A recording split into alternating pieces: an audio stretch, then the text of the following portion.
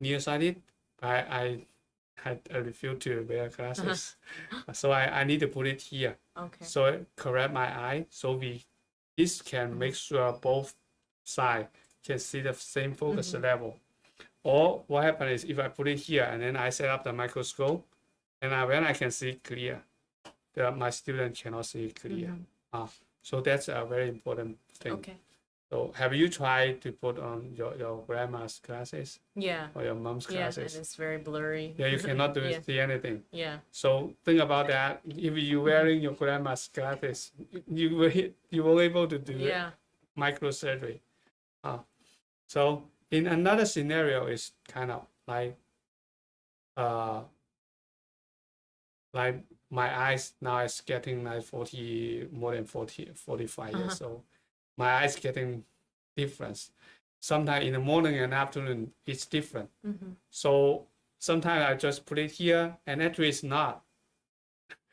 I set up here, and then my student cannot see it clear.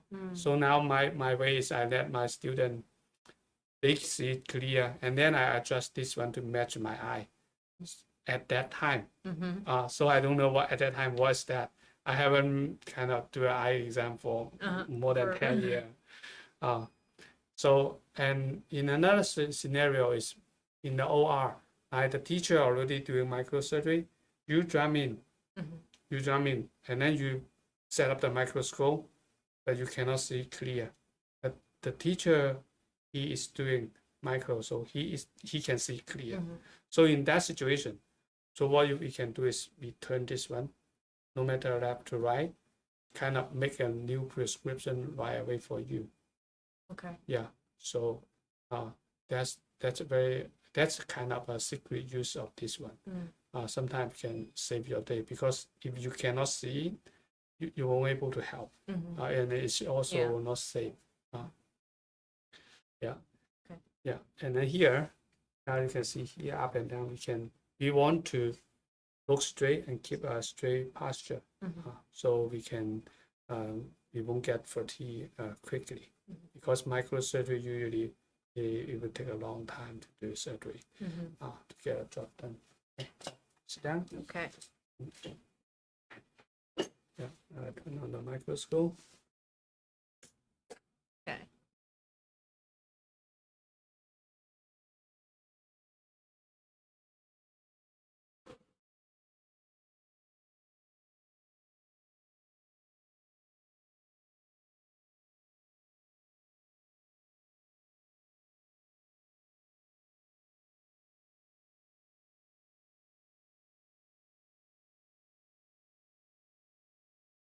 Yeah, so now Mia is adjusting in the pupil distance. When it's right, that means two eyes can see one circle, one field.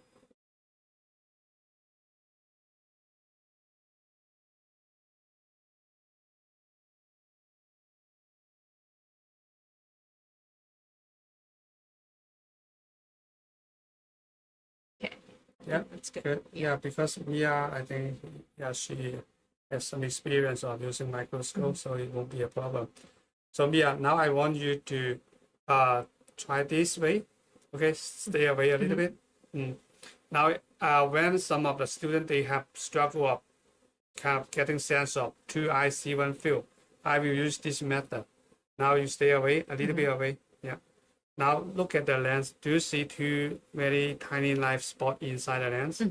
Now I would like you to try to move your eye slowly close to the lens and see what happens. They become one as you get closer. Yeah, they be getting closer and merge to one circle. Yeah, so that's the method of what I teach. Sometimes when they are struggling and didn't make much sense, I will let them try this method, and they see the process of two eyes see one field. That's a good way to help them to understand that. Yeah. Okay. Now, you can remember now is about 62. So next time you can just turn it to 62. Now I would like to look at here. What's the number there? 0.5. Yeah, 0.5. You step on the zoom. on the left foot. Yeah. Yeah. See. Yeah. Either side. Oh, is it? Oh, I see. Go Okay. to another way. Yeah. Use your heel. You can use your heel Oh, okay. on this side. Oops. Yeah. Keep going. Okay. Yeah. Let's move So it now down. this is 4.4, right? And here, look at here, the lens here outside. Oh. That's 10. Mm. So now the magnification is 10 multiplied by 0.4. Now the magnification is 4. Mm-hmm. Yeah. Step on the zoom in and yeah, zoom in all the way.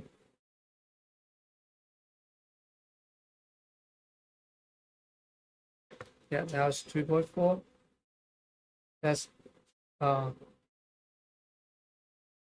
now that's 24 times magnification. Wow. So this microscope can go from 4 to 24. Wow. Yeah. Okay. Yeah, that's the microscope, and then we will go deep into there and see the depth and the width of the microscope. Okay.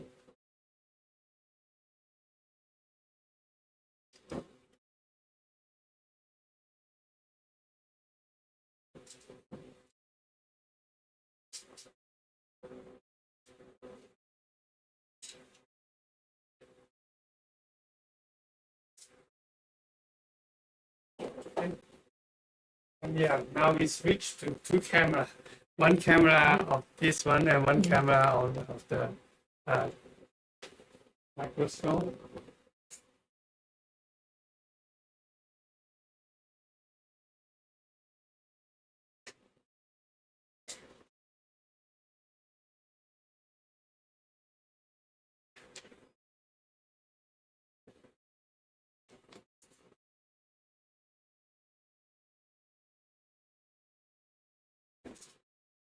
Now it's zooming all the way.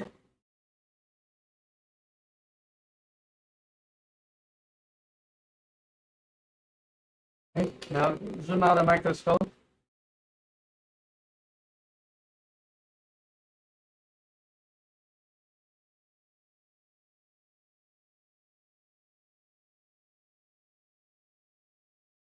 Yeah.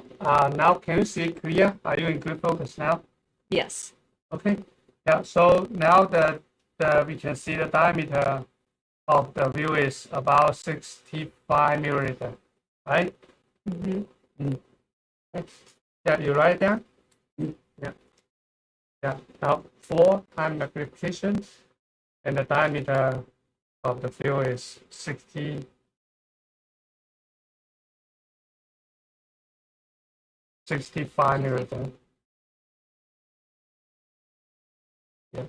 And take a look at the depth. Now we can see clear from about here to 2.3 millimeter, to 3 centimeter, that's 30 millimeter. Yeah. Now let's zoom in the microscope.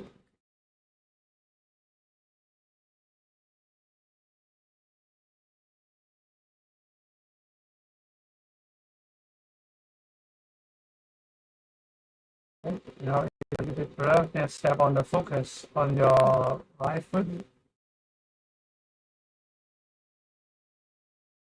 We go down, it can worse. Step on the other end. The pedal is like a seesaw, you can step on each side.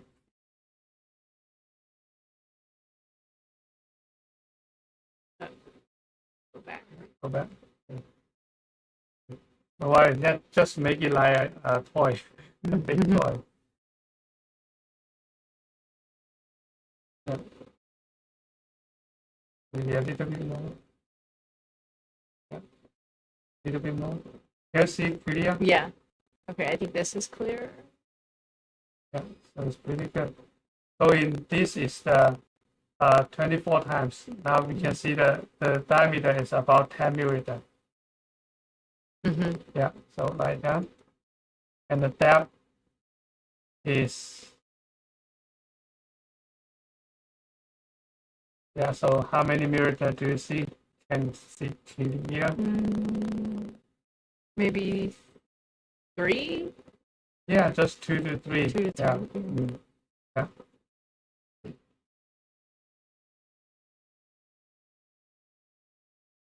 So now I want you to imagine there's a space like at 4 times the magnification. This space is like 60 millimeter wide and 3 millimeter high. That's the space we can do micro, right? And when it goes to the 24 times, this space getting smaller. The space is just 1 millimeter wide and 2 millimeter high. That's the space we can do micro. You become very challenged, right? So that's just doing the microsurgery. We should go to the lower power and we can see clear to do microsurgery. Because when we go into the higher power, the depth is small, the field of the view is small. It's require a lot of higher control of the hand, and you cannot see the whole picture. You will getting fatigued very quickly. So instead of want to see things bigger, you want to see things clear but more things and has a bigger feel and depth.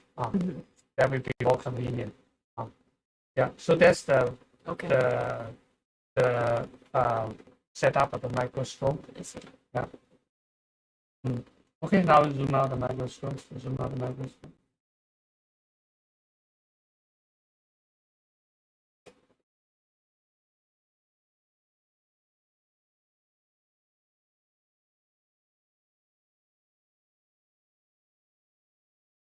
Okay, and zoom in the microscope again.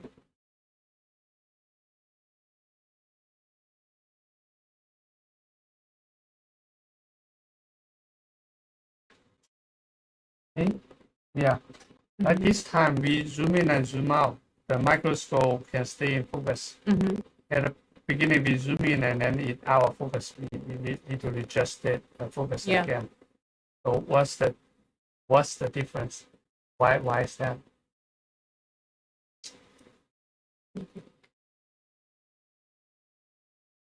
Because we already focused it earlier, so like earlier when we had zoomed in all the way, we set the focus, and so maybe it has that, so it can adjust even when you're zooming in or out. Yeah, that's about the depth. So here I want to talk about the depth. Okay.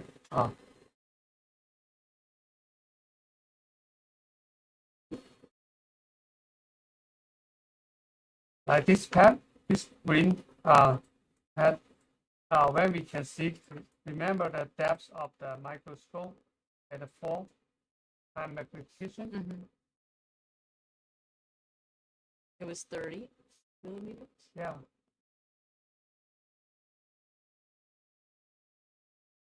So 4 at 4 times the depth is like this one, so big. And where we can see clear, that means this green pad is in here or here or here. We all can see clear, right? And then we zoom in the microscope. The microscope is to 24 times. The depth become very small. So if the green pad is in here or in here, it will fall out of the focus when we zoom into 24 times, right? That's why we zoom in and then didn't see it stay in focus at that time.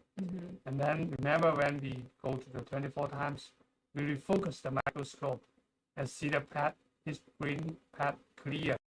That means the pad is within this small 2 millimeter depth, right? And then we zoom out the microscope. As the depth become bigger, it will including this small depth inside. The bigger depth will include a small depth inside. That's why we zoom after we focus on the 24 times. I see. When we zoom out, it can stay focused all the time, all the way.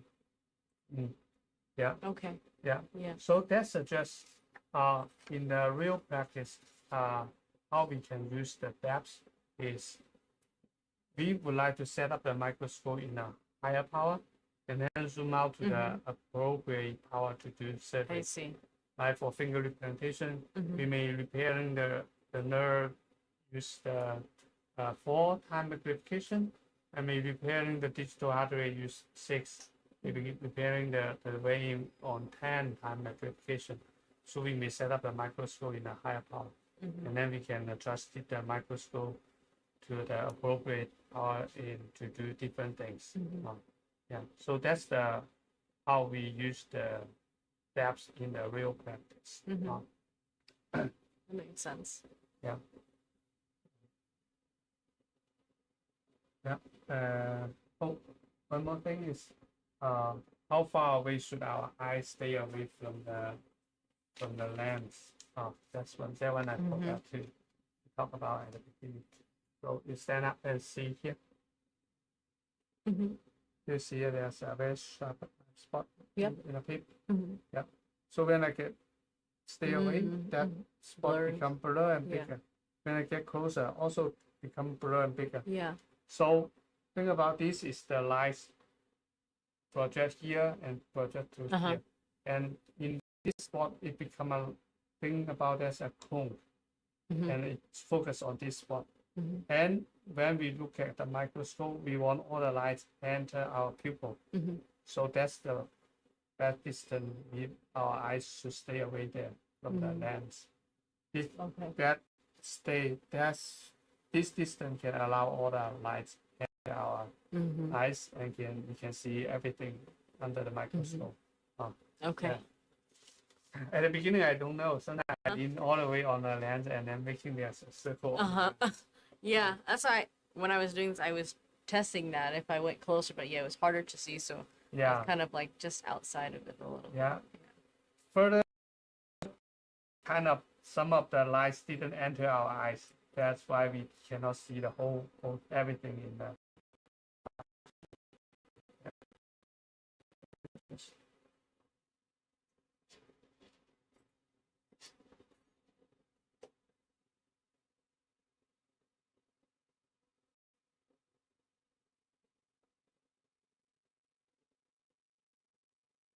Okay, that's the microscope. Yeah. So, any question? The microscope. No, I think that makes sense. So you start off on a higher power and focus it, and then you go to lower power. Yeah. And one thing I want to kind of is the diopter of the lens. That's something, not everyone knows that. Yeah. But it's very important to help you see clear in 2 scenarios. One is, you match your eyes, and the second is when you zoom in, you can use that to kind of adjust that to remove correct the difference between. Okay, now let's talk about the instruments. Instruments, it's our best friend in the microsurgery. We can see.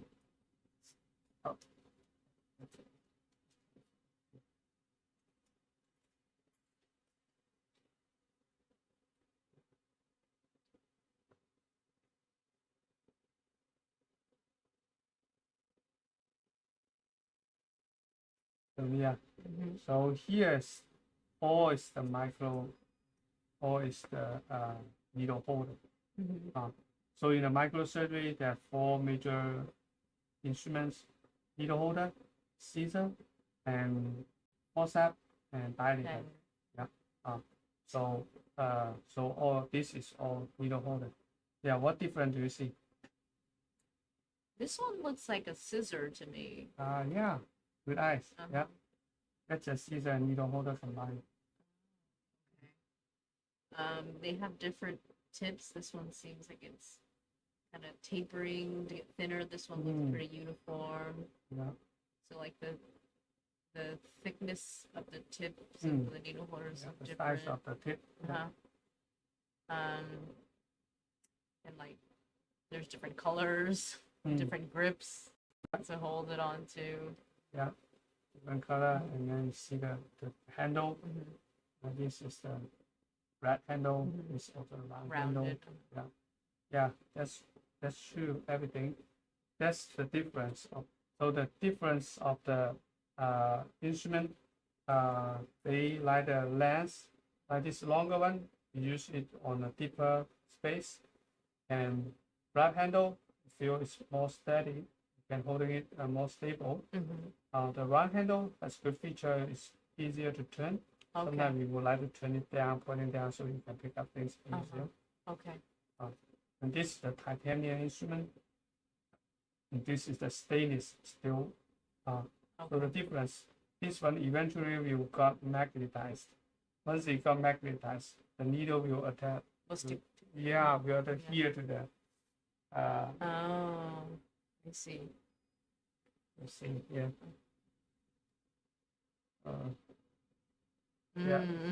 Sometimes this is annoying. Yeah. I see. Yeah. So this is stainless steel. Yeah.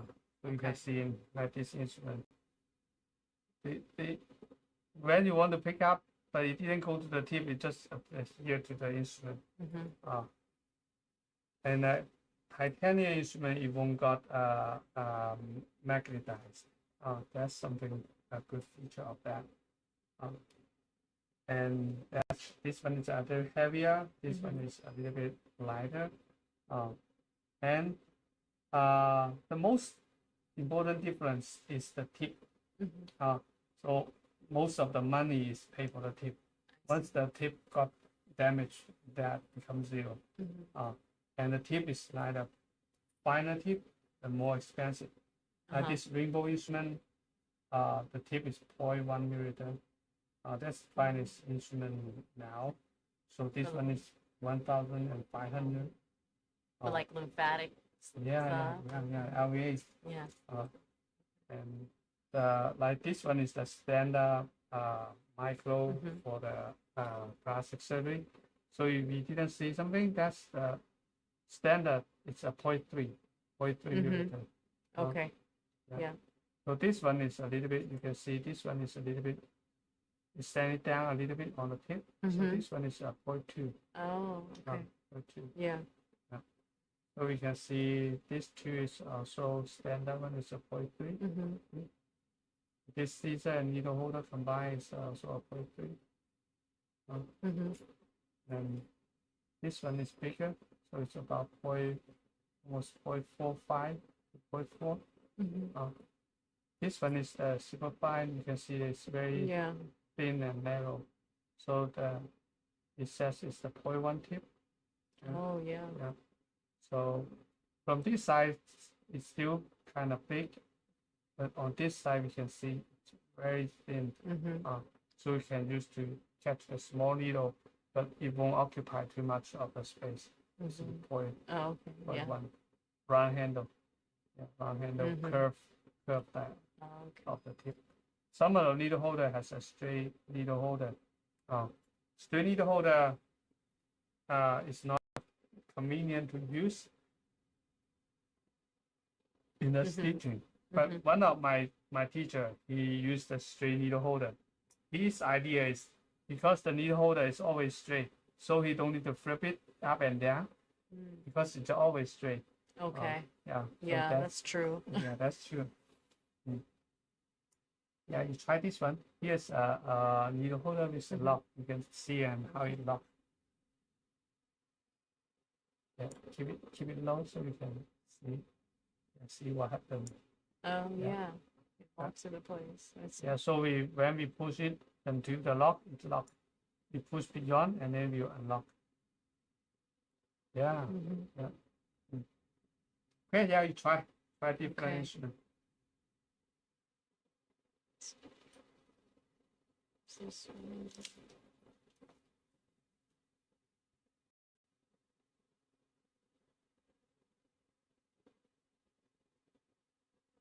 Yeah, it is easier to put this one around.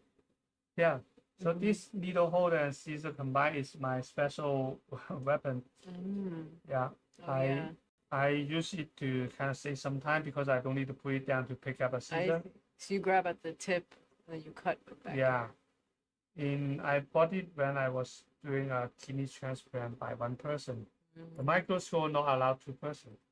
And the protocol require me to get it done within 30 minutes. The longest give me time is 30 minutes. So I need to finish the kidney transplant within that time. But I don't have help, so I have to, now after I finish the stitching, I need to put it down and then pick up a scissor and then cut the suture and then put the scissor down and then pick up the needle holder again. Yeah. And then I realized there are always the kind of 3-4 minutes of beyond that. And then after I bought this one, it saved me like 5 minutes, and I can get it done like 28 minutes. Wow. Yeah, that's amazing. Yeah, good catch. Yeah. I'm trying to like turn it in my hand. It's kind of difficult to turn it when you're holding it. But... Okay. Okay. Okay, now we talk about the season.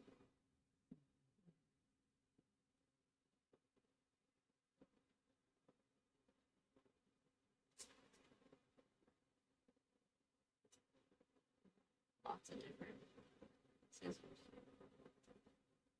Yep, so actually we can put it here.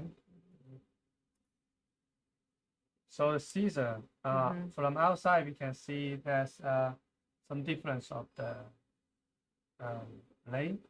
Under the microscope you can see that, yeah, that's the most important difference. So we can see these two. This two is a standard set Caesar for the plastic surgery. You can see these two is the superfine. Yeah, and this two is smaller in between. So plastic surgery like DIP or something. This one is super microsurgery. This one is good for hand surgery. Okay.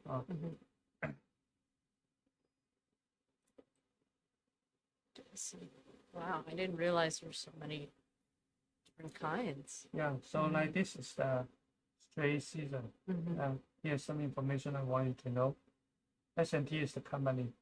So SAS, yeah, it's Caesar adventitia, straight, 15 centimeter long. Okay. So why it name it as a adventitia Caesar? If you go to a textbook, the textbook will show you how to remove the adventitia to prepare the anastomosis. The textbook says kind of pulling the adventitia away from the vessel, and then you make a straight cut here. And I think that's why they name it as adventitia Caesar, the straight one. But actually, this one is too good to be true. Most of the time, you won't able to remove the adventitia like that. You still need to holding a little bit and then trim it, dissecting it a little bit, and then clean the adventitia like 2-3 millimeter away from the edge. So actually, adventitia most of the time you still use this Caesar. So the curved Caesar, what's the name of that? Let's take a look up here. Caesar. D is dissection. This C is curve. So Caesar dissection curve, 15 centimeter long. So curved Caesar. So we use the curved Caesar a lot in the dissection because it's more convenient of the direction and the orientation of the blade.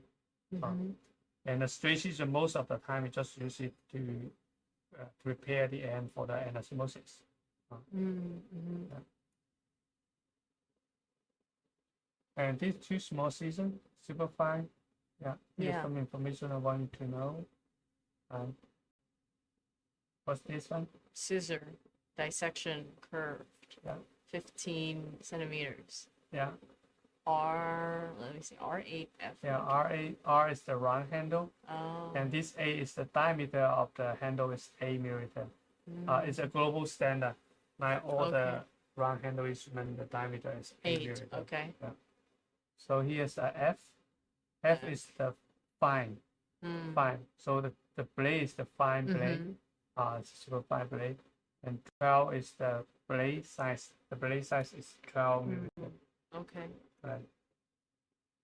Now, so this is the curved Caesar.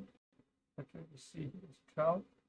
So the blade size from tip to the joint of here is 12, yeah, 12 Yeah. millimeter. Okay. Yeah. So this is the this is straight scissor. So yeah, tell me about that. Straight or scissors for adventitia, straight, 15 centimeters. Yeah. This is, I forget, it's this part. Yeah. What, I forget what this is The called. round handle. Raw or Round. round? Yeah. Round. Round hand. Yeah, round handle. Is 8 centimeters. 8 millimeter. Or The 8 diameter millimeters. of the handle is 8 millimeter. Okay, 8 millimeters. And fine tip is 14 millimeters. The 14, the blade length is 14 from the joint to the tip. 14. Yeah. So this too is a little bit, and you can see here is the tip is a little bit blunt. It's good for the dissection. Dissection we want a blunt tip. Yeah. So we won't reduce the damage of the even here this fine blade. You can see the tip is also blunt. You see that? Yeah. Yeah. This one also Blunt. tip. Yeah, when I talk about this one that's the sharp tip. Okay. Yeah.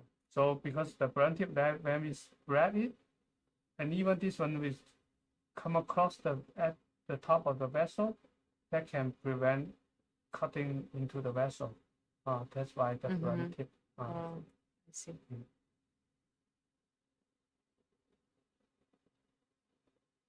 Yeah. So and actually different company the concept of fine is different. Take a look at these two instruments. You can see exactly the same, right? Yeah. Everything is the same. Yep. But when you look at here, so much different. Yeah. Yeah. One much more thick and Yeah. wide than the other. Yeah. So actually, when this one getting blunt, I want to buy a new one, and then I saw this one, it's the same, and then I placed the order. Then I got this one. I realized I paid what I got. I paid what I got. So Yeah. this one is way This is expensive. better. This one is kind of I see. 1/3 of the fine. I see. That makes sense. Yeah, you try. Try to give your C's a suture, cut it.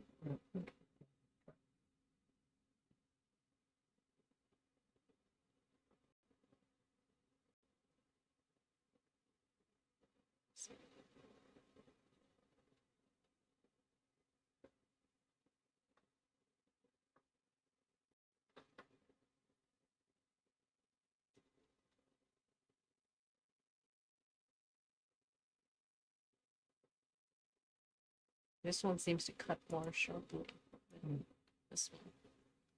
Let's see.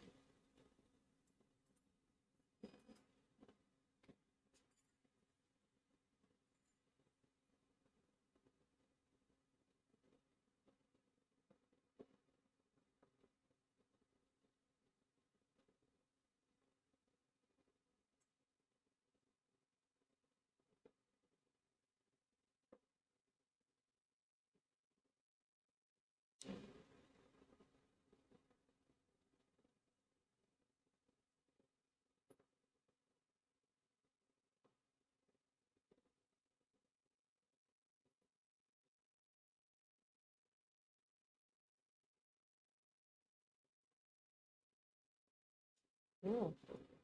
Yep. So now this is the. Let's go to the Dilating. forceps. Yeah. So dilator is this one. It looks similar. Oh, okay. So yeah. Let's talk about. You can compare the dilator and the forceps after that. So forceps, you can see different size, different mass, and in one handle and flat handle. Yeah. So the most important thing is the tip. So all the money is paid for the tip. Once the tip got broke, that's it. Yeah. So this one is the standard micro forceps, and you can see this one is finer. It's stronger. You can hold in a bigger structure. Okay. Yeah. And this is the finest tip. the tip is 0.05. You can see the difference, right? Under the microscope, you can see that there's different design, right? This one is kind of, you can see only touch the tip. This one, once we squeeze, you can touch one segment of the tip. So this one is good for pickup things very accurately. But this one is good to handling sutures because you can cut. Like this one, you want to catch a suture, we need to go to the very far of the tip. This one we can catch by one segment of. So this one is good for pick up the suture tissue. This one is good for handling the sutures. And this one also. Yeah, and the tip of the size like this one, I would like to give some information here. So, Jura. Jewel? Yeah, J is the Jura. It's from the Jura industry. At the beginning, we don't have forceps, so we just follow the instrument from the Jura. Jura forceps, L is the long forceps, and 3 is 0.3. The tip is 0.3 millimeter. Yeah. Okay. And this one is the Jura forceps angle. Angle. Okay. The angle forceps is good for walking someone under the vessel or artery. And long. 3.3. Yeah, 0.3. So like this one, this rainbow forceps is the finest forceps. The length is 12 centimeter, and the tip is 0.05 millimeter. So when we compare under the microscope, we will see the difference. We see the difference. That's not an original tip. Yeah. So it's very easy to pick up some very fine structure. But for the super microsurgery, I think about the vessel already 0.3, and then we need to use a 0.3 tip forceps. It's hard to do something. Yeah. So this is the dilator. The dilator here you can see D is dilator, 5-inch angle. So the dilator you can see is that's an angle. It's not straight. Some of them is straight, but dilator we use it to dilate the vessel, so it has a small angle here. It's easier to put into the lumen.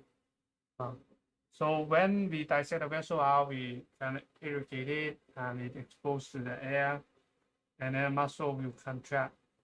And when before we do the micros and osmosis, we would like to use the dilator, put it in there, and then making it go back to the normal size, or sometimes making it bigger to match both ends.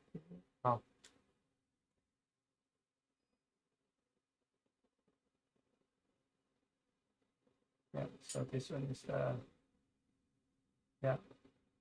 dilator, 5 angle, and this 0.1 tip. 0.1. Yeah. So the 0.1 tip, you can see it's much smaller.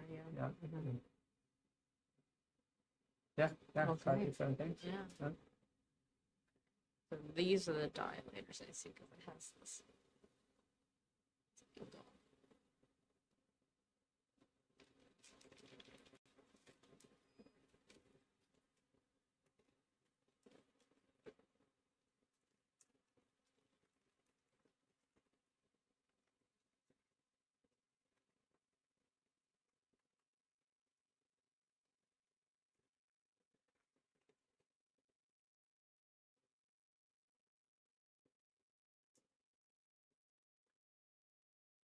Okay. Yeah. If you are watching the live teaching, the video, here we are in University of Wisconsin Madison. I am Wei-Feng.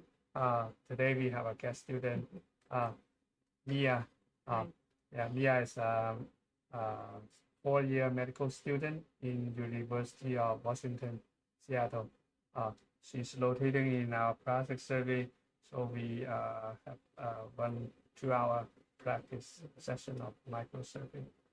We just talk about the instrument and microscope. Now we talk about the sutures. Yeah, suture is a very important part of the microsurgery. So the suture, yeah. Usually in the plastic surgery we use AO, 9O, 10O, and 11O. You can write that. AO, 10O, 9O, 9O, 10O. Yeah, so we have sutures like AO, 10O, 9O. I correct a lot of things. After I correct a lot of things, I realized suture, this is the suture, and also 12O. 12O, yeah.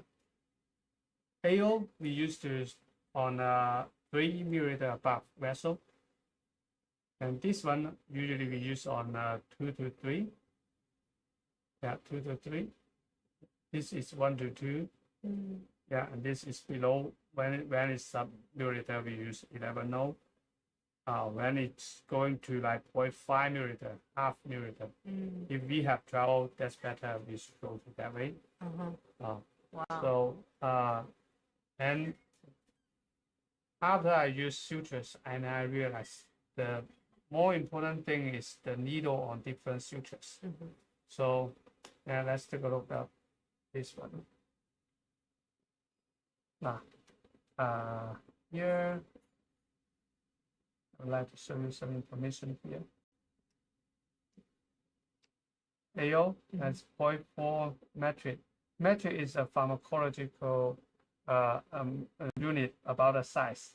So AO is 0.4, 9O is 0.3, 10O is 0.2, 11O is 0.1, 12O is 0.01. So this is the length of the suture, 13 centimeter long. Here's the information about the needle. So BV is blood vessel.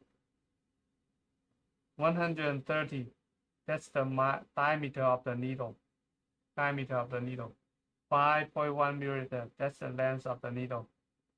3/8 C is 3/8 circumference.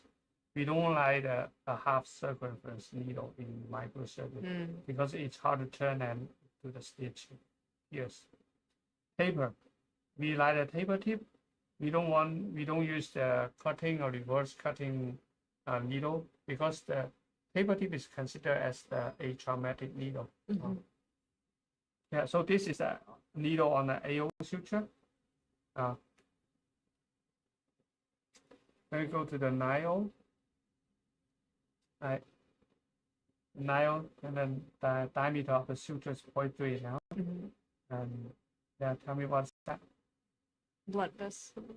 Yeah, blood vessel. 100. Yeah, 100 micron of the diameter. The needle. 5.1 millimeters in the length, and then is this circumference? Yeah, 3/8 circumference. It's tapered, so it doesn't. Taper. You can't go. So this is the 100 micron. And take a look at this one. This is another needle on a 9O suture. Yeah, so this is one blood vessel, 130 micron. Yeah. With 3.8 millimeter length. 3/8 circumference. Tapered. Tapered. So you can see this needle is bigger but shorter. This is smaller but longer, and on a 9O suture. So actually the 9O suture we use on a 2 to 3 millimeter vessel. That vessel is still big. So actually we prefer a longer needle instead of short needle. The short needle is hard to reach the distal end. So every time you have to take the needle out and then you twist that. So one thing I see is kind of very hard to use is they put this needle, this 3.8 needle, 130 micron needle on an AO suture. When at that time we have a stem cell lab to put a synthetic vessel to primary femoral arteries. And they asked me what kind of suture we use, and then I told them AO. And when they bought it, The AO suture is on a 3.8 millimeter vest needle, and we have to suture on the femoral artery. So it's kind of wide, so hard to use. Yeah. Yeah, even just past one side to the entry by it's hard. Yeah. And then I realized the company the suture is not made by the surgeon. They just made by the company. They kind of like they have like multiple needles and then multiple sutures. They match each other and then make different product. Yeah. So sometimes it's not a good product to use. And then I just asked them, okay, you donate to our training. You buy a new one. Now this is the 11.0. Now the 11.0. Yeah. Tell me about that. Blood vessel 50. Yeah. No, Microns. And the diameter.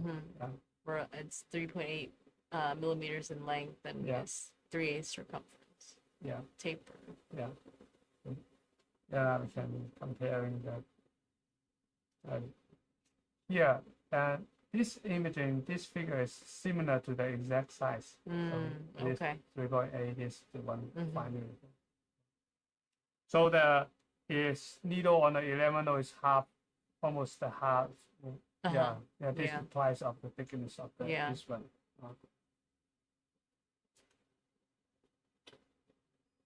And here we can see. Ooh. Yeah, so this needle is it's battery straight, so it's not good for the blood vessel. So I think this VAS maybe stand for vascular surgery. So I think it's not a right needle on it because like sometimes after we enlarge the needle hole of the vessel, it become a leaking there. So if this battery needle pierce the vessel, that will cause some leaking there. And this is the 12O. Wow. So the 12O suture, this is the smallest suture available in the US. In Japan, there's 13O. It's not available here. So this is smallest one. We can do it. And 0.01. The 11 is 0.1. So this is kind of 10 times smaller. And the suture length is 8 centimeters long. And take a look at the here. So 2 millimeters. Yeah, 2 millimeters. And then 3/8 circumference. Taper. Yeah. And this is 50 micron. So this is exactly the tiny needle there. Okay. Let's see then. You see the needle? Yeah, so this is wow. So what is the other one? This is the 9O. Okay. Yeah, this is the 9O. Wow, yeah, 12O is so small.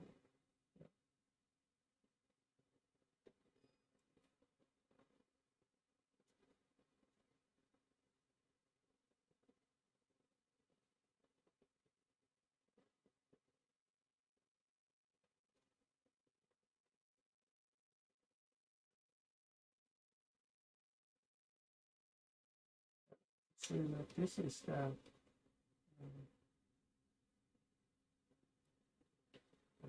the 9O suture on the 5.1 millimeter long needle. This 2 millimeter long needle and 50 micron. Yeah. Yeah, you can try. Wow. I use this finest. Okay. And this finest for that. You try to pick up the 12O, the smallest needle. I pick it up with yeah, good. Very good. You pick it up right away.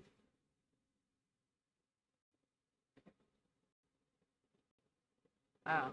So this is what they use for LVAs, huh? Yeah. Wow.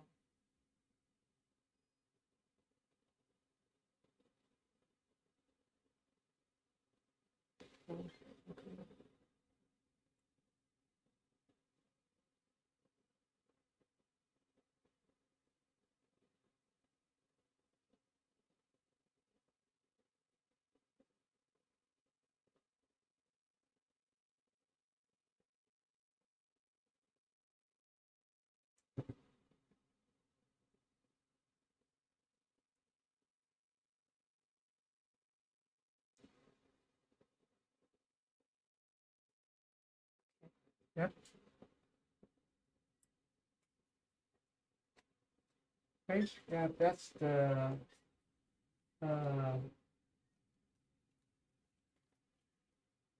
yeah, I want to show you one more thing right here. Okay. Take a look at this needle. Okay. 10-0. Yeah, and now so this needle, I I mean it's amazing how they can make the needle like this shape. Yeah. You see this one is the Ophthalmic. ophthalmic Okay. needle.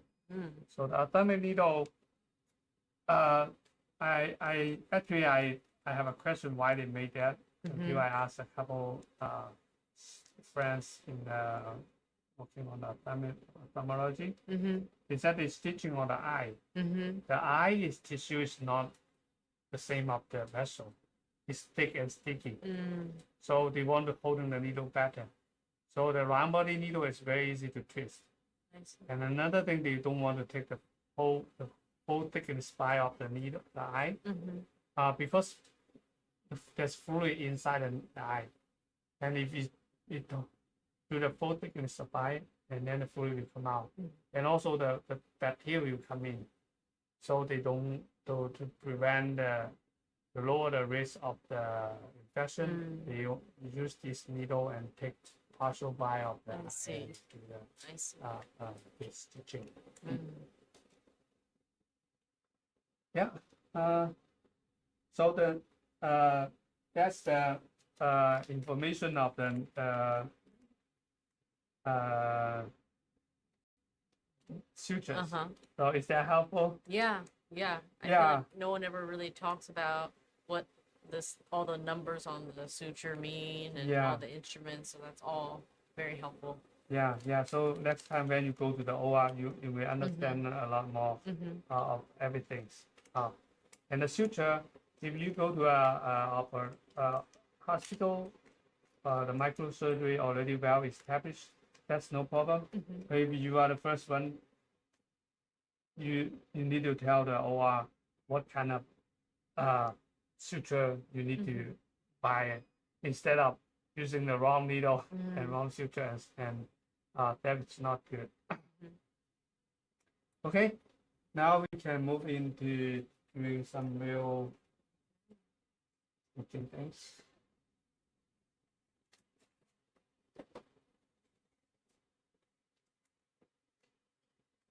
Now this is the training suture. The quality is not as good as the real suture. The real suture is expensive. This one is good for Practice.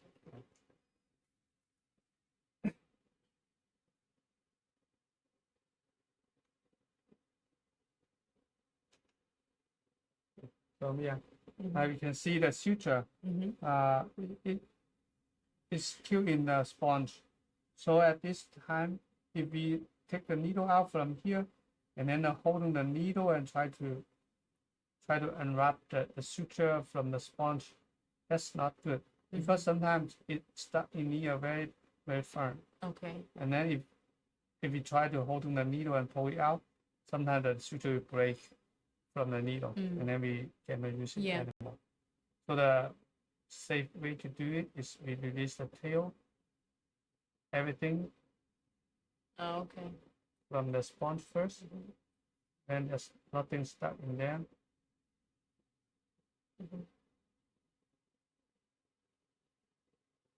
And then when it's totally free, and then we go to holding the needle and take it out. Like that.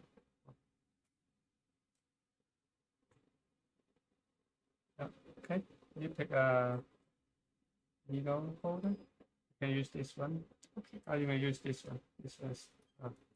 You can try different one. Okay. And pick up the needle.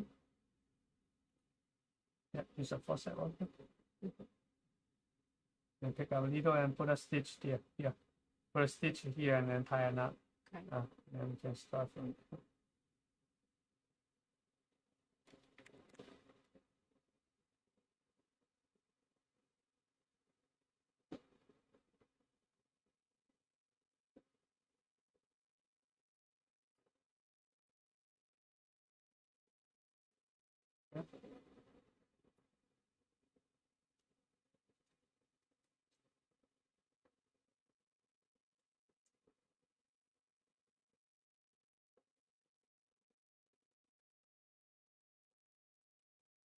Yeah.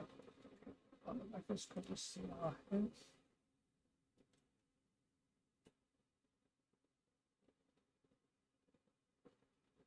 So it's not grabbing very well.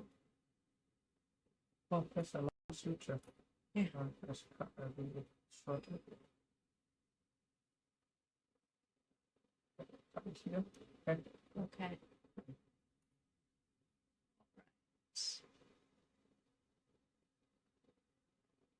Sorry.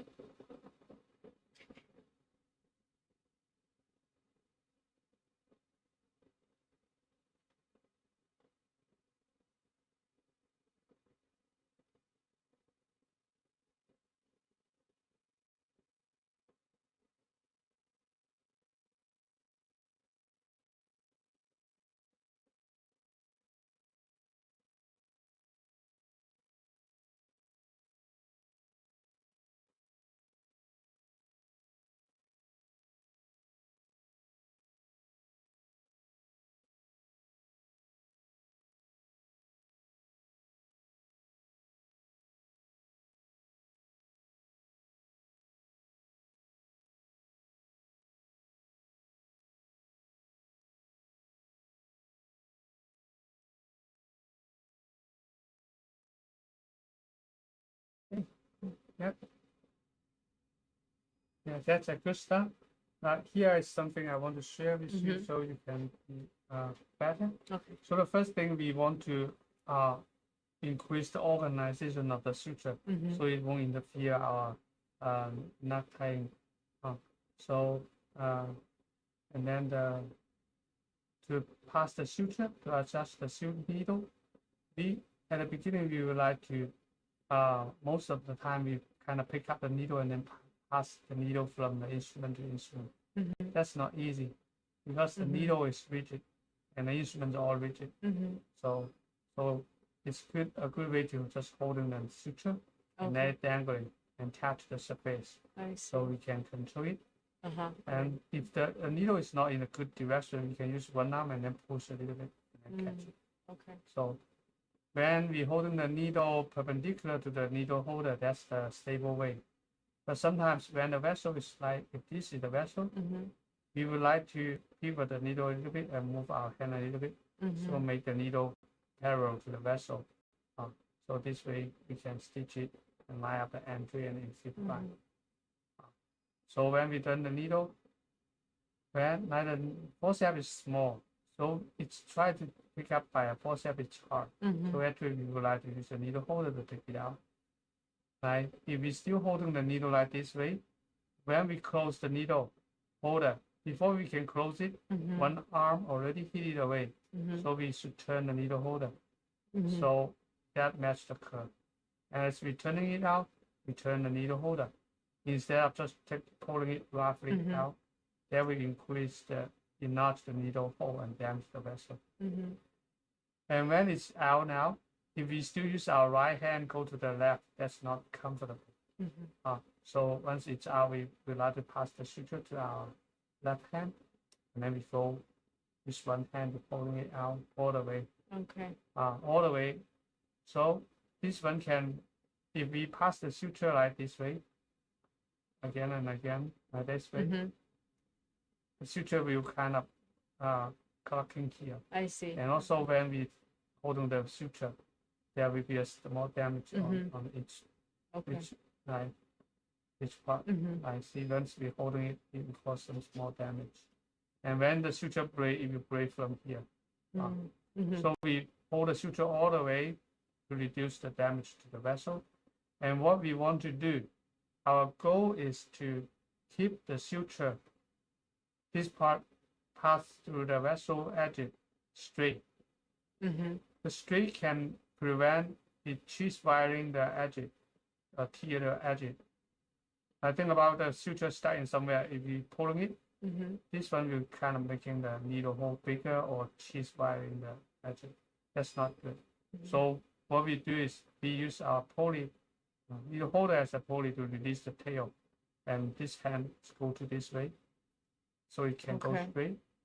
And if we don't want to pass the suture to the left hand, this is another way. We want it go straight. But this way is not when we need to adjust the tail, it's not so convenient. So what I do, I usually just use this method and using my needle holder to free this end and this end. Okay.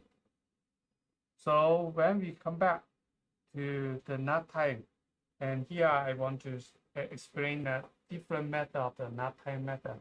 So you will, I want you to not only know how to tie knots, I also want you to know why we use this method.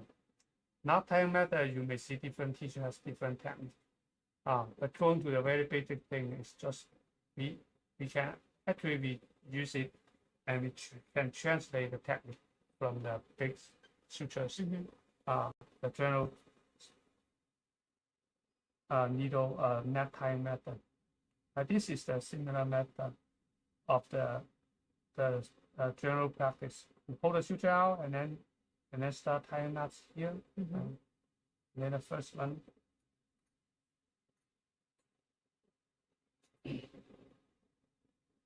Tie square knot, you need to cross the instrument for the first knot, like that. And then the second one, this one, and the third, like that. So this is the basic method of knot tying. It translates from the general practice. I want to use this big suture actually. When we're stitching the skin come out, then we use our left hand to pull it out. And then we may look always on the needle holder. The first one, cross it. The second one, the regular one. That's the line. That's a square knot. But when we cross the instrument, especially under the microscope, you try to cross the instrument. Okay. Okay. One minute.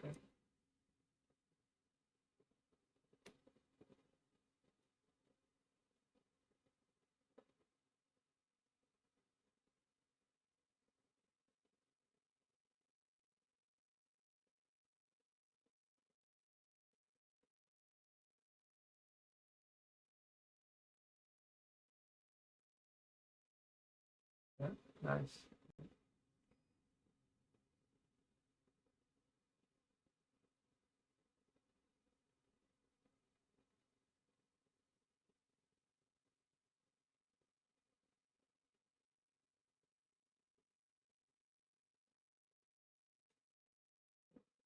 And when we holding the needle holder like this way, and we catch it, and then it's already the limit of our hand supine, right? Yeah. Supinate. So that's not good. So pick up the needle like this way, and that's the when we pick up the needle this way, that's the beginning of our hand to supinate. So there's still a lot of freedom we can turn. Okay. Yeah. So that's not a good way. You don't have. It's almost the limit of you can turn. Yeah, that's not good. Okay, put it down. Pick up the needle like this way. And you have a lot of freedom to turn. Yeah, catch the needle. A lot of freedom to catch a turn. Okay, let's keep going.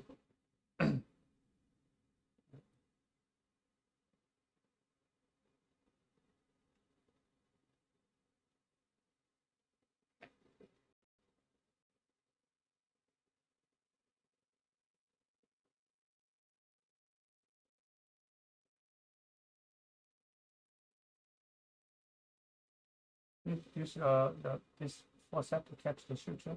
Oh. Yeah.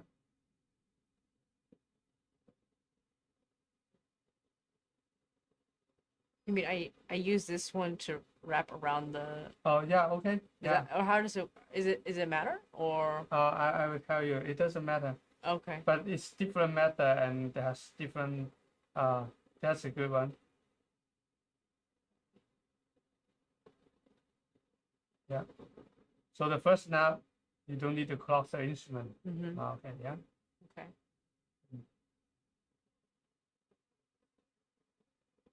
Yeah. So this one I did cross. Yeah.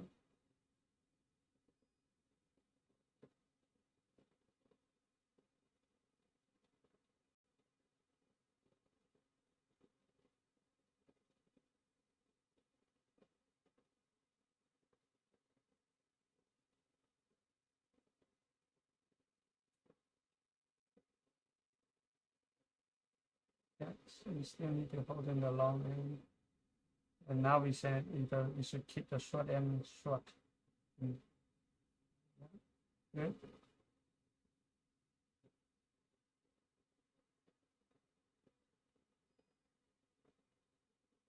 Yeah. So you already, yeah, you're starting by holding the long end by the needle holder.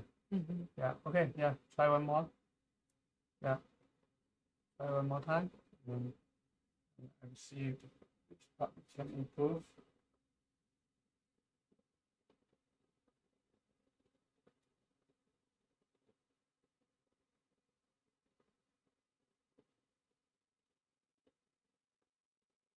Is the curve supposed to be towards or away? Like the curve of this, should I try and hold it like this? No, no. Or does it matter? Yeah. No, this is the good way. Okay. Yeah, you're holding in the right way. Yeah, yeah, that's the right way.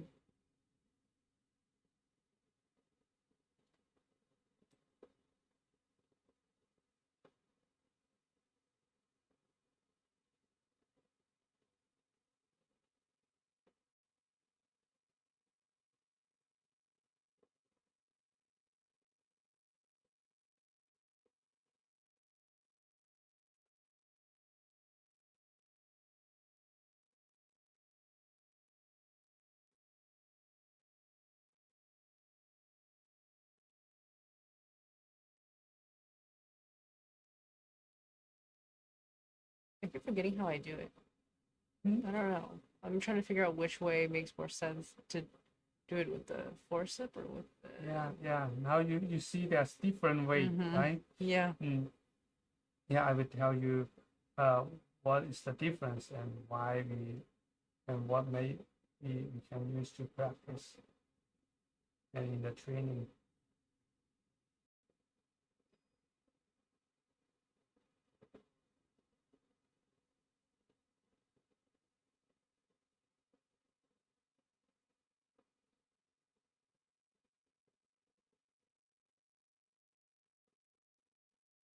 That's a square knot.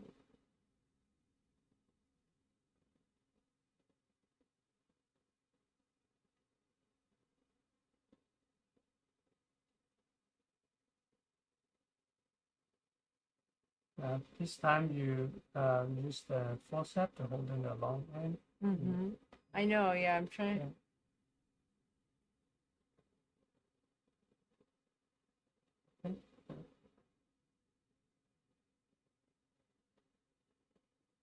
Okay, now I would like you to hand tie a knot. Okay. First stitch here. Pay attention to the needle, not don't put it Mm-hmm. in.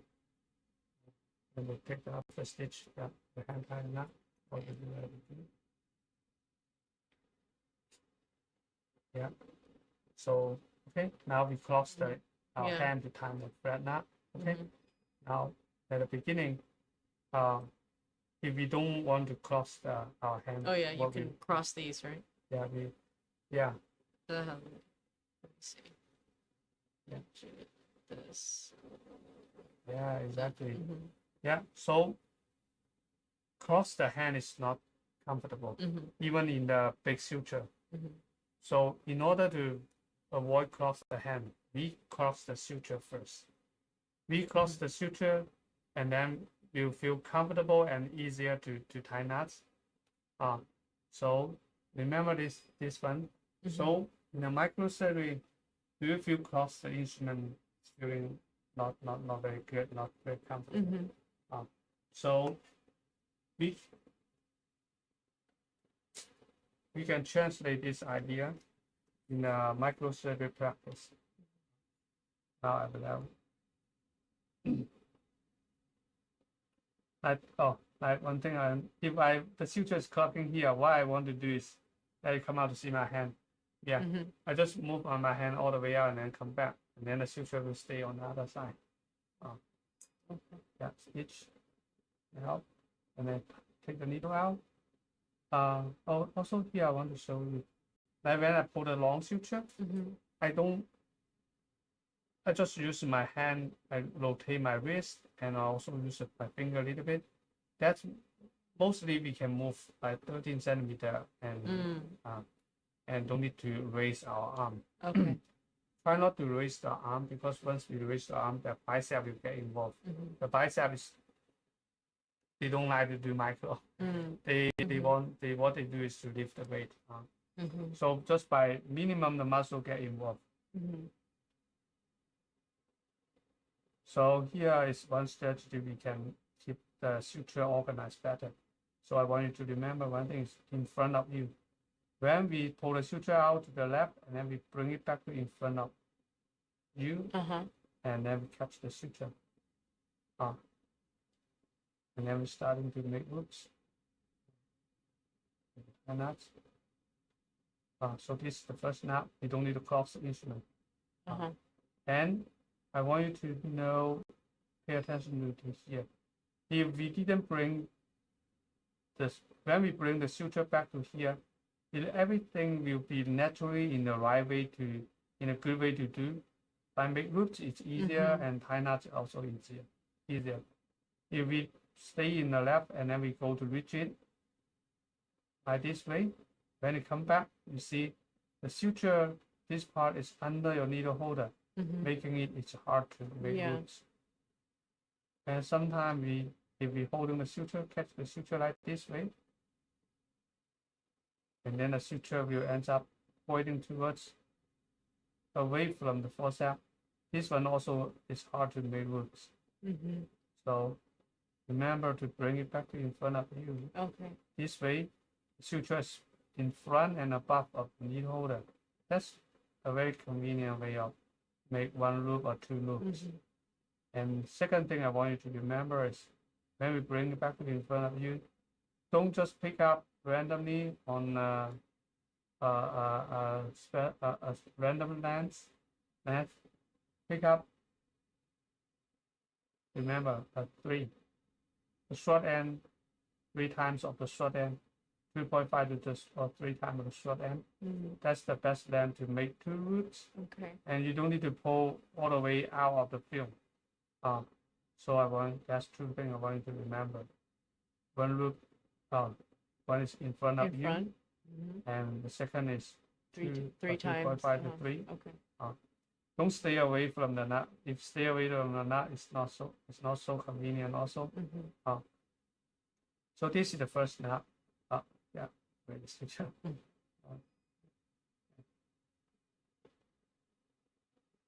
So this is the idea of we pass the suture at the beginning to avoid cross the instrument, right? Like we hand tie the knot and cross the suture first. And then the second one, usually you will see the teacher will tie the knot. They not cross the instrument completely. They may just pull it up and down, pulling it up and down to tie a knot. And the third one just left to right. And the third one is kind of this one up and down, instead of completely cross the instrument. And in the training, we want to improve our hand dexterity.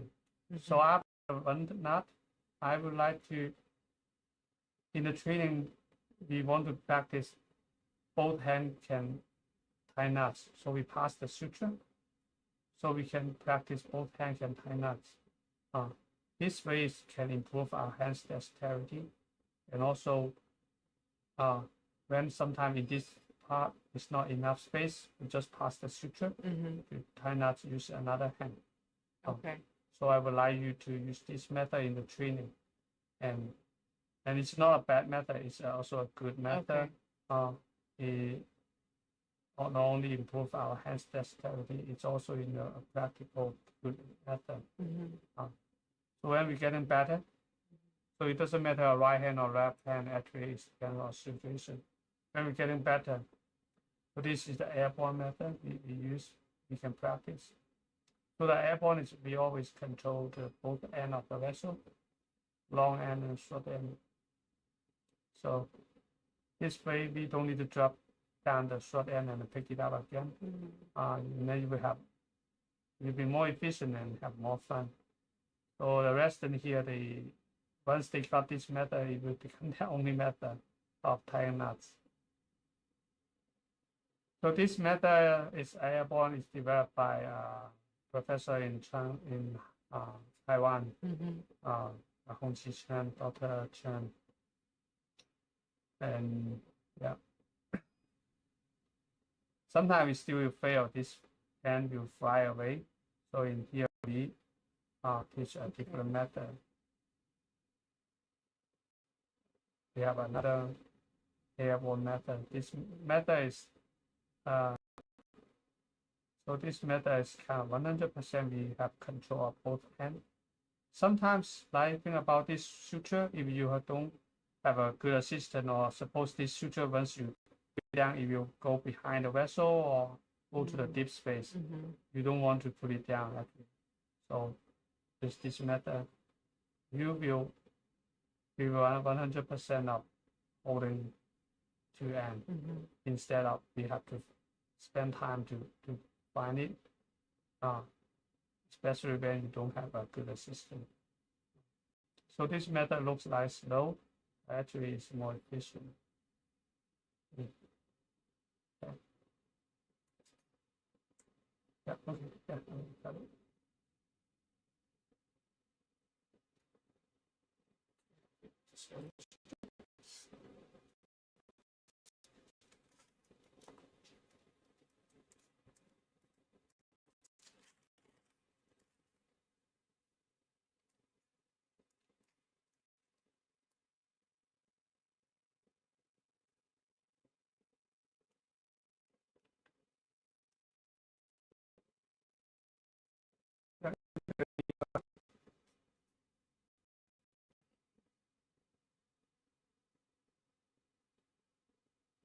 Yeah, release the suture first. Oh, okay.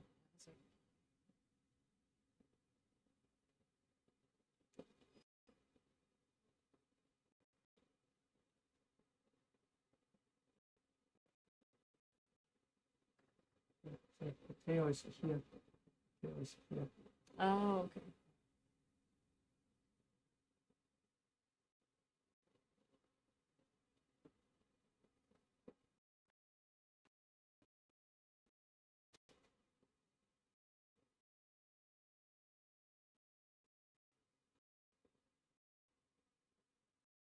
Okay, holding this.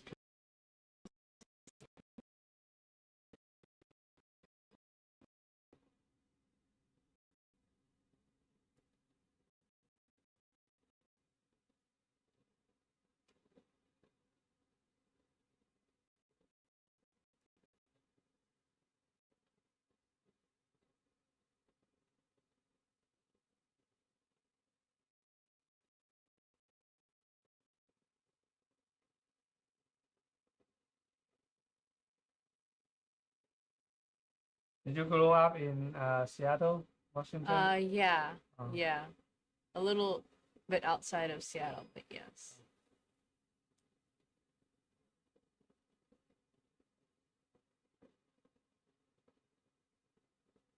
In the summer holiday, there's undergrad from your UW. Oh, really? Yeah.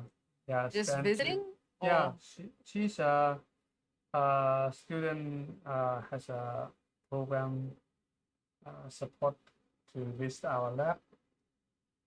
She originally graduated from the high school here, Oh, and I she see.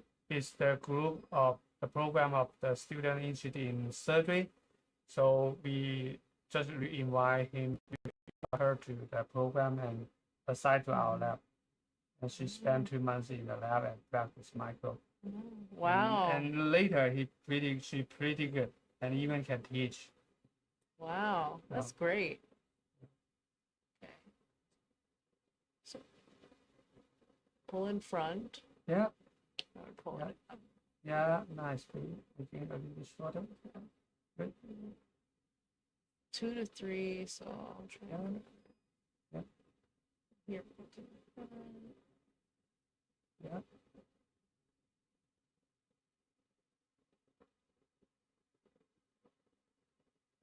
Okay. Bring it back in front of you. Yes. I'm gonna try and pass it now. Okay.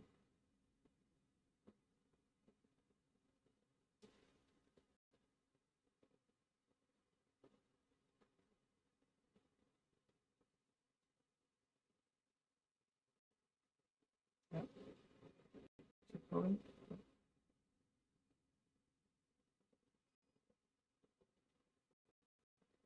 Yeah.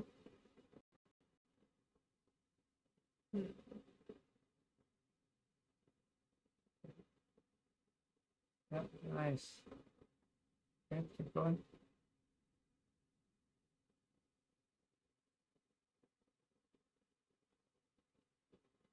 Yeah.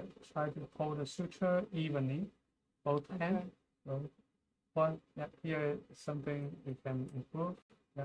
So this suture now you put the needle holder here is kind of it's away from two suture. So this one to make loop zone is always in between these two suture. Yeah. So should Yeah. Here. I go under No. or should I go Yeah. Over. Oh, yeah. over? Yeah. Yeah. Yeah.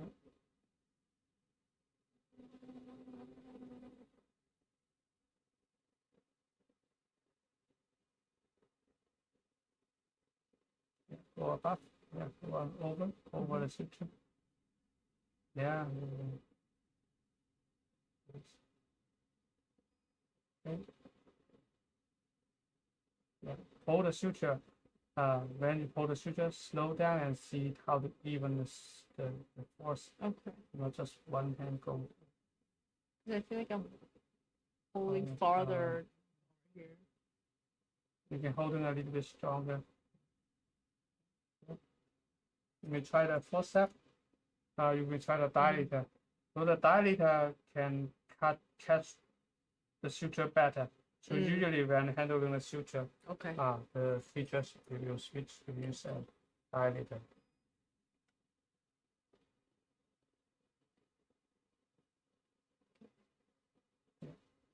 Pass the suture.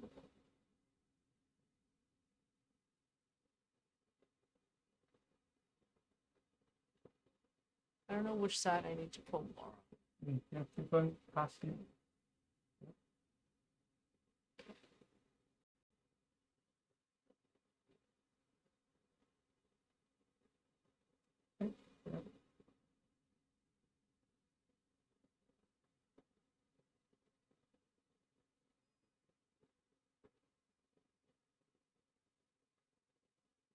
Now it's hard because if you go under, it's something. Okay. Yeah. When you feel it's not easy, that sometimes you go to the wrong way. Okay. Yeah. Going.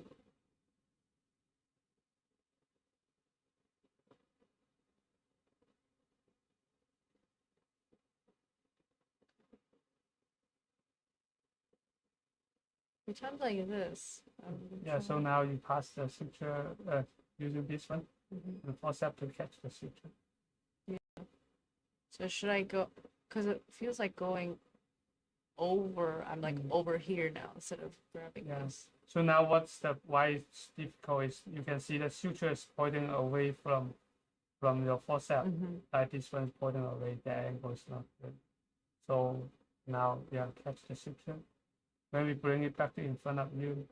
Okay.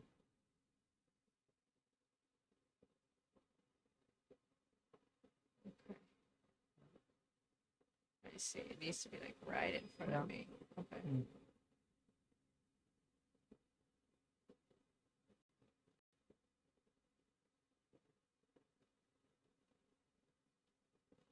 Yeah, there's some memory there. Okay, let me demonstrate one more thing.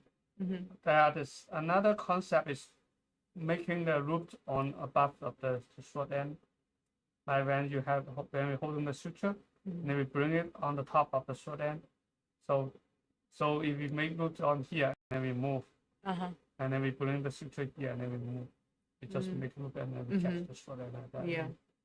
So it's Okay. Do it right over the shoulder. Yeah. When we bring it there, it's kind of already have a loop there, so we just kind of bring that. Like that.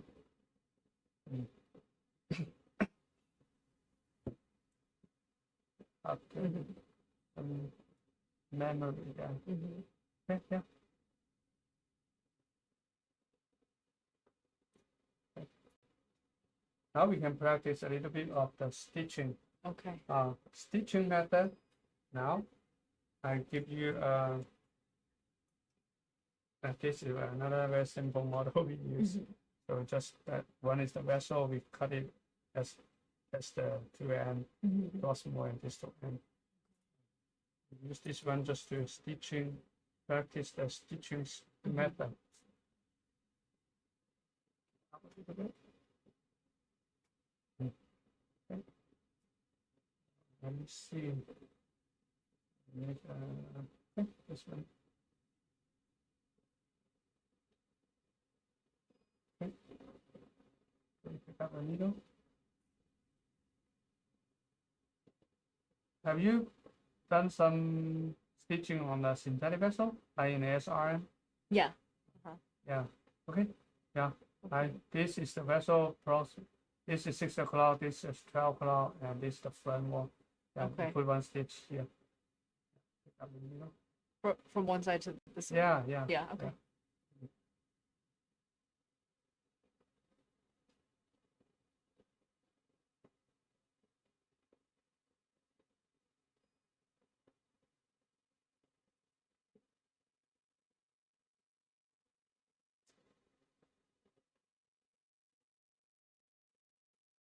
So just now we explained a different technique of suturing knot tying method. Now I think you have the idea of different method. They have different advantage and different and can. Yeah. How do you hold a pen? Yeah. Show me. Right. Hold a pen. Oh yeah. I hold my pen kind of weird. I feel like I rest on my index, but yeah.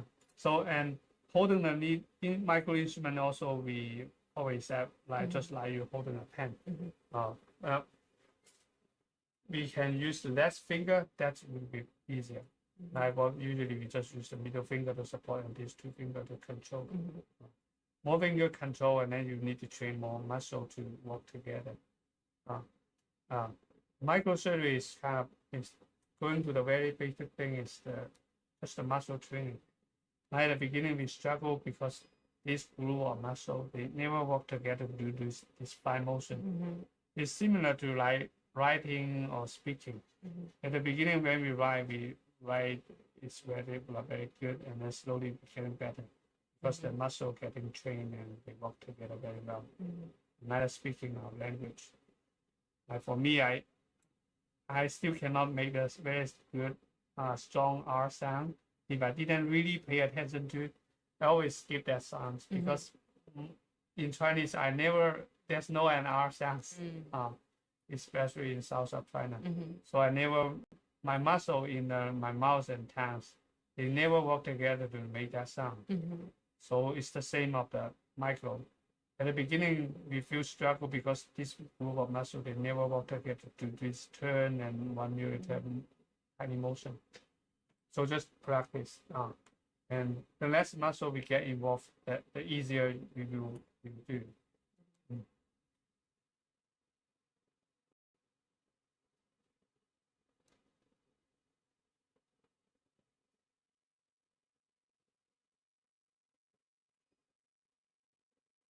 Yeah. Okay, yeah. Pick up a needle and try one more time. Okay. Yeah. And rest your hand on the table. Now when we're writing, our little finger is on the table, right?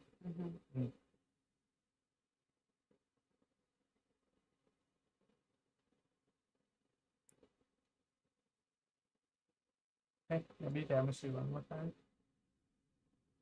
Like in here, in the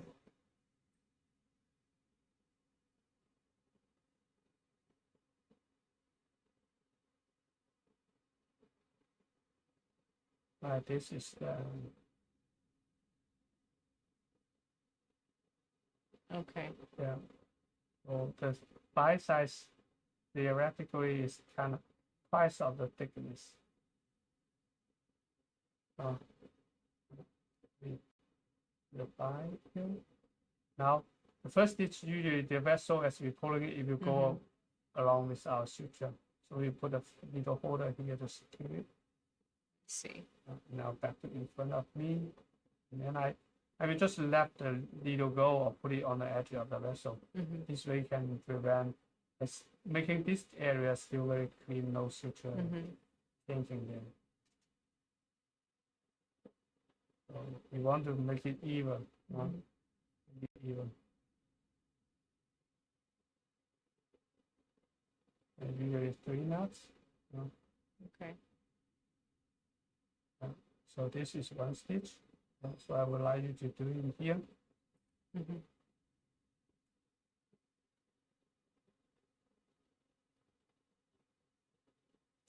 Now I didn't see my needle, but anyway, I still have holding the suture. So this is the good way we hold the needle back.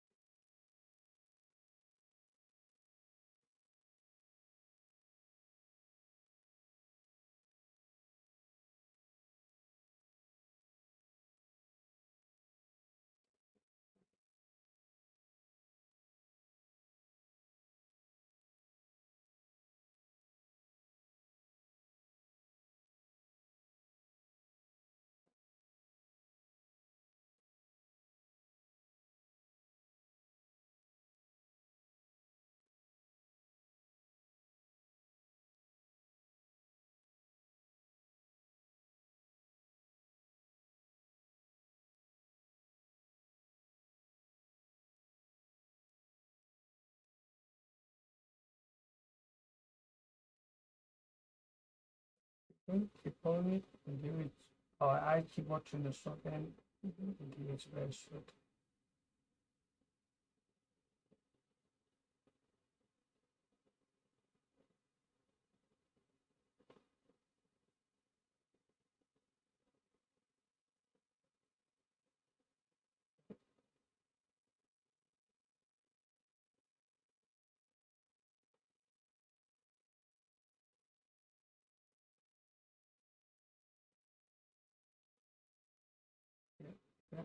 Yeah, nice.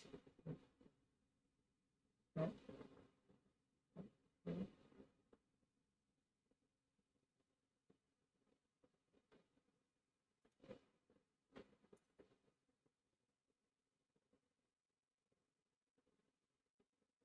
Okay. I feel like grabbing the suture after pulling through is the hardest part for me because keep feeling like I have to like really like supinate the wrist to turn this to grab it because I'm holding like this and I have to turn it in order to grab the needle. Yeah, like to pick up the needle, right? Okay, then let me show you. After I show you, you may understand what happened. Okay, let's come out to see outside. I will use the big window to demonstrate. When we try to take the needle out, usually holding the needle like this way. Right? So what I see you try to take the needle out is you already supine the hand, and then now grip the needle, it's already the limit of the supine the hand. Yeah. So we cannot turn anymore. So what we want to do is we keep our hand, go back to the, this is the right way, and we just keep it. Now it's the beginning of the supine. Now this way we have way more freedom. We still can supine and turn the needle. Right? So you don't need to grab it like with it being parallel. Yeah. Like I could just grab it like this. Yeah. Or like this. I don't have to grab it like. Yeah. It's the same. Like this is the right way. You take the needle out. Like this. What you do is actually on this side. For this side, it's easier to understand. Yeah. So you. Okay. Yeah. So This is the right way. Okay. Right. You can turn. Right. Yeah. Yeah. Because I thought I had to. For some reason, I thought I had to always grab the needle like this. Because when you put it in, you're kind of holding it like this. Yeah. But you can just grab it like this and then. Yeah. Okay. Yeah. Why we should not grab the needle like the Or yeah, like I was thinking, Right. it has to be Yeah. grabbed like that. Yeah, why not this way? Because it's already turning our Yeah. hand to the limit of the supination. Okay. So that's one we don't want to do. This big needle make more sense.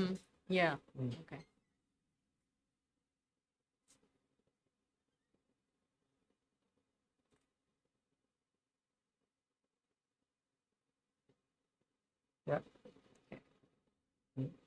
Yeah, that's why when we practice microsurgery, if just by watching video or practice by yourself, it's sometimes it's hard and you don't realize what is the difficult, why that's so difficult.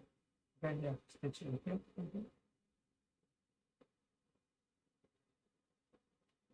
Yeah, keep your finger on the little finger on the table.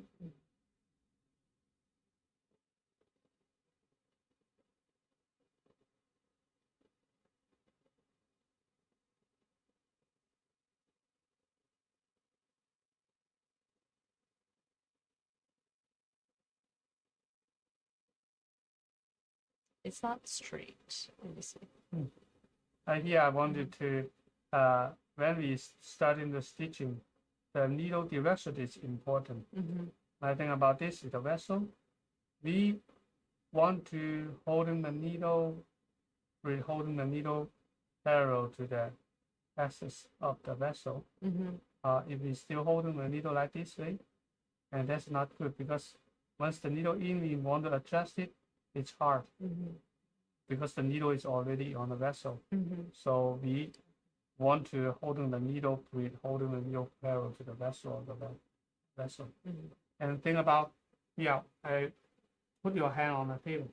If we raise our hand, and that will lose the stability of our hand, and it's a little bit struggle.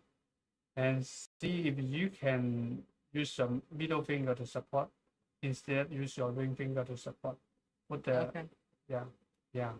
So you have two hands to support on the table, and this one you have more freedom of moving your finger. When you use the ring finger to support, the needle holder is going down, and it loses the freedom of that. Like this one, and the stitching method is slightly different. In the practice, like I can use a quick needle. Like you stitch like this, a skin, you stitch it.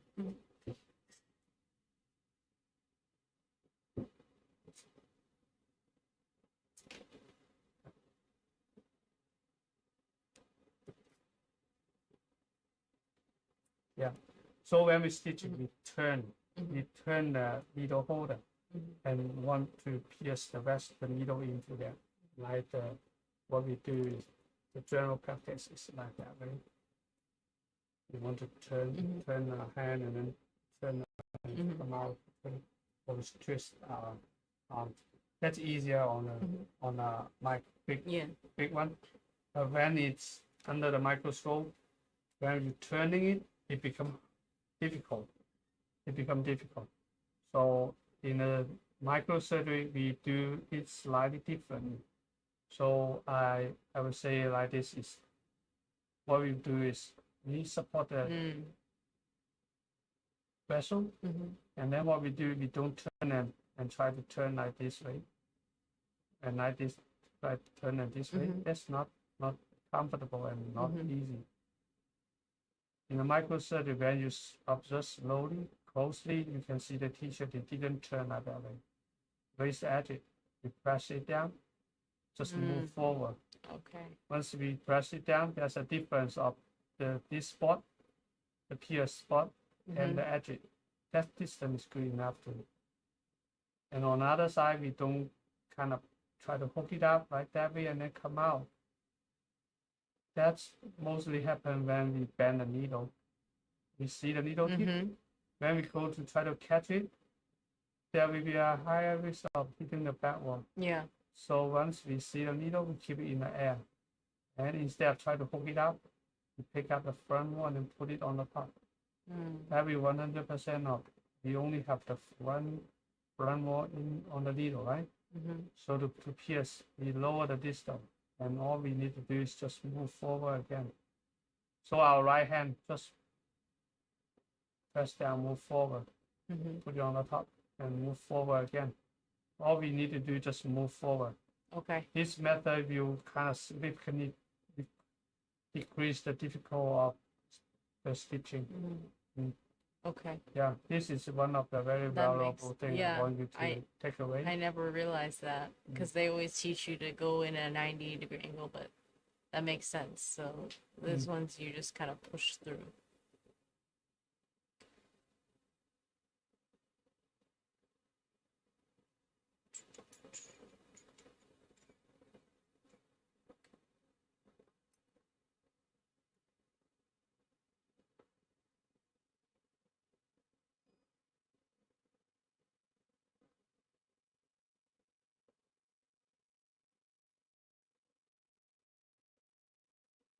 Yeah, now it's nice and easy, right? Yeah. Yes. Yeah, use your right hand, take it all the way out. And you pull the needle out, there's no problem anymore. Yeah, I'm happy you asked that question. Yeah, okay, that makes more sense. Yeah, and then bring it back in front of you before you, okay, the needle. Don't let it go before your needle holder catch the right spot. Use a needle holder to catch the suture. That's acting as the same as we cross the suture to prevent we cross the instrument. Yeah, bring it to the. Yeah. So I want you to understand why we do that. So you can teach your student, you can understand that. Right? Yeah. Yeah.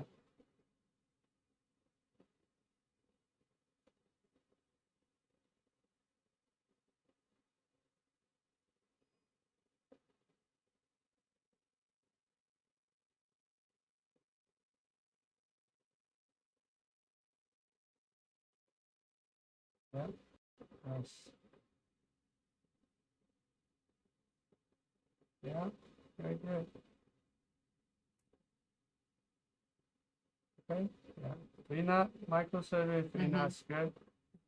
Okay. Yeah. The speech. Here. Yeah.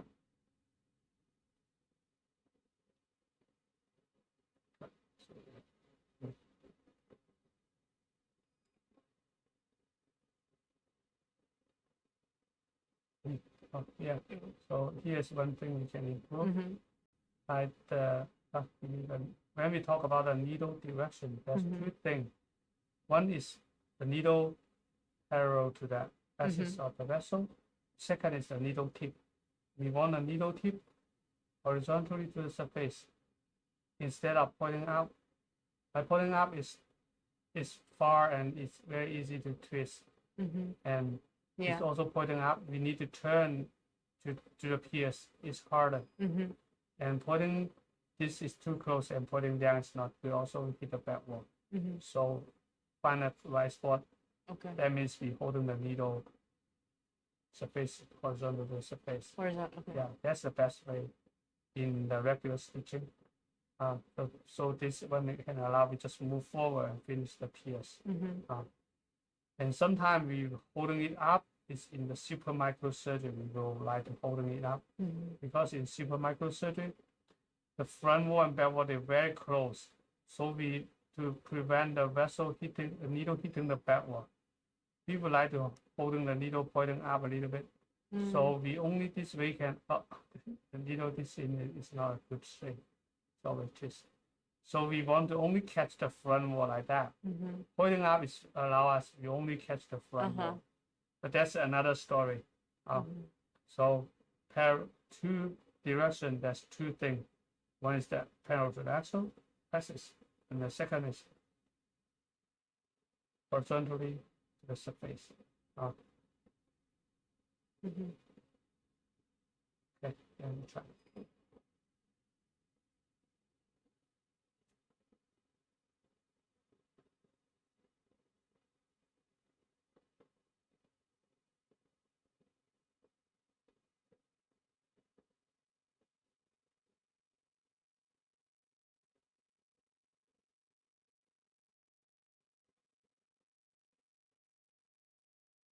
Seattle is a very beautiful city and university.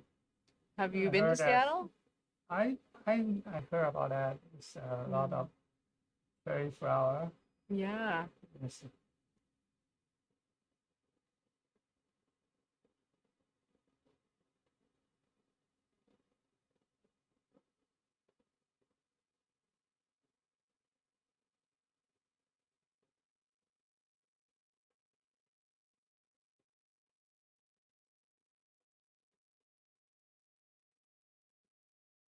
Now we have two alumni go to University of Washington.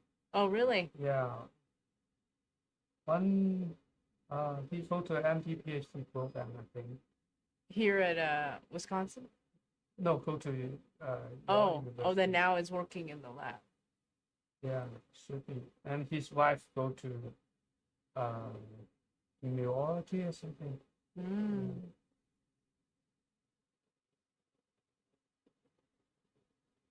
Yeah, try a couple.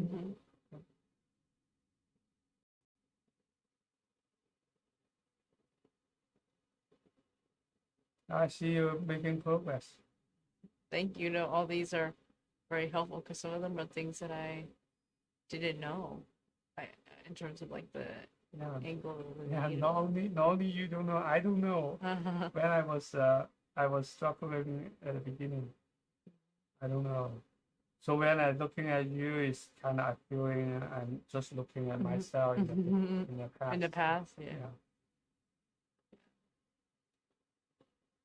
So teaching is a little bit different from practicing.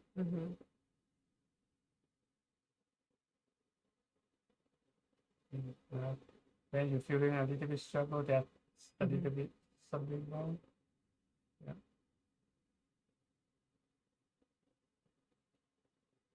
But in the practicing, I slowly be getting better, but we didn't know what has been changed. We're just getting better after a while, until we teach, and then we see the student they struggle, make the same thing, and then we go back to see what happened, what we are doing now, and we see the difference. That's the difference of teaching and doing surgery, of being a surgeon or being a teacher. Yeah, we're doing here. Yeah, here, we go here.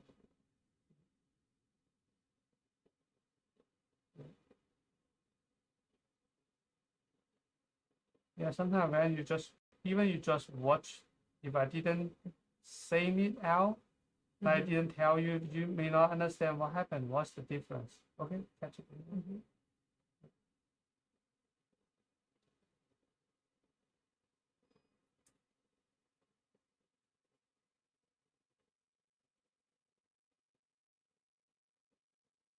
So at the beginning of teaching, I closely observe the resident, how they do, and all the things I tell you is something different I see between Western and what we have done.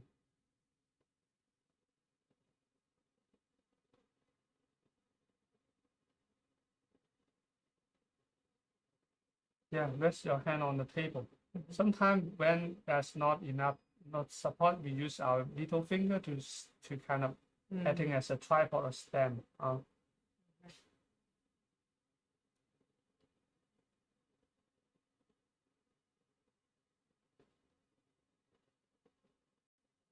Yeah, nice.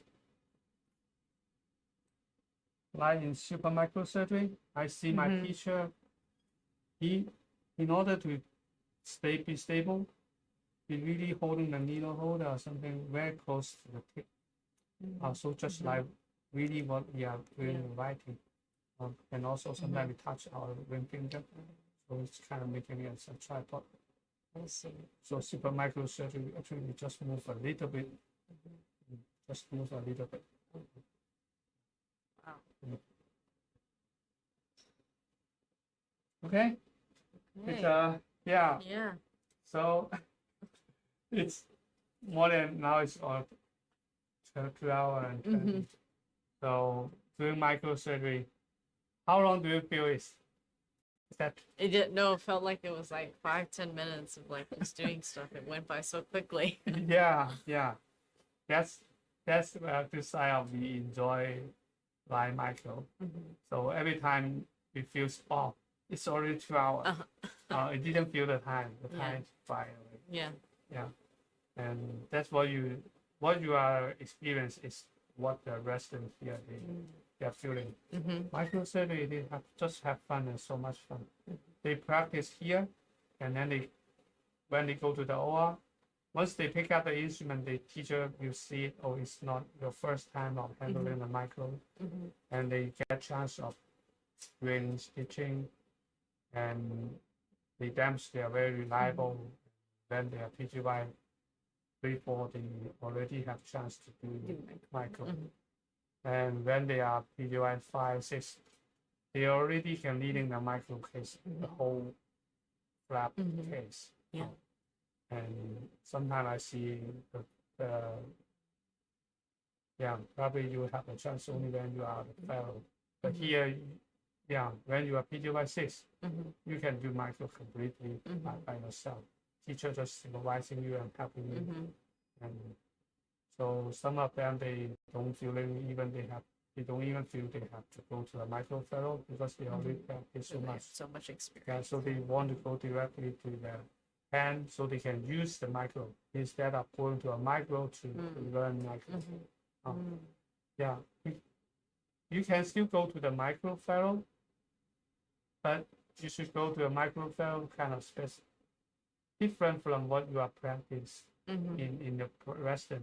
Now if you practice a lot of DIP, you should not just go to a DIP. A program has a lot of DIP. You may go to a lower extremity or nerve, peripheral nerve, or hand, so you can use micro in other specialty. Yeah, and I see you're making a lot of progress. No, thank you. It's thanks to all of your teaching, because I don't know. I feel it's difficult, but I'm not sure why it's difficult until you tell me like these things, and then they made it much more efficient in terms of handling the needle and all those things. Come out and see me. Big smile. Do a selfie. Yeah. And recently I figured out here's a good selfie spot. I Yeah. used to there. Yeah, this is a good one. With there, and then I need to use 10 seconds. Here you can use 3 seconds.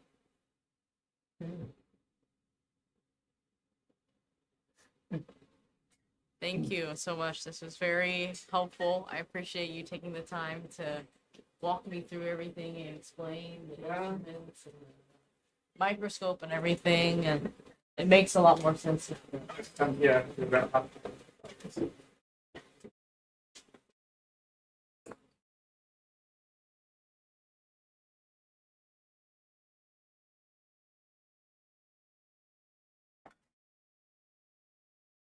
Hi everyone. So now it's already 2 hours. We have so much fun and practice basic method. We walk through the microscope, the instrument, and suture. And some of the you may not see able to see so many different instruments and sutures at the same time. So and it's good to have a whole picture of everything. So when you go to the practice, where you have something you figure out what's the. So yeah, I see you making a lot of progress. Yeah, from holding the instrument and tying nuts and organize the suture and stitching the technique. Yeah. So what do you feel is helpful at the end? Yeah, What kind of information I share with you during making things easier? I think just the whole background and understanding the suture, the instruments, the microscope, all of that. I feel like people usually gloss over it, but it's all important. Different tools that they have, and then when we were actually practicing, the when you noticed I was getting caught up in something, then you identified what it was and told me to try another way, which made feedback was right. Because I didn't really know what was the problem. Yeah. So the one-on-one training is kind of we can give feedback immediately.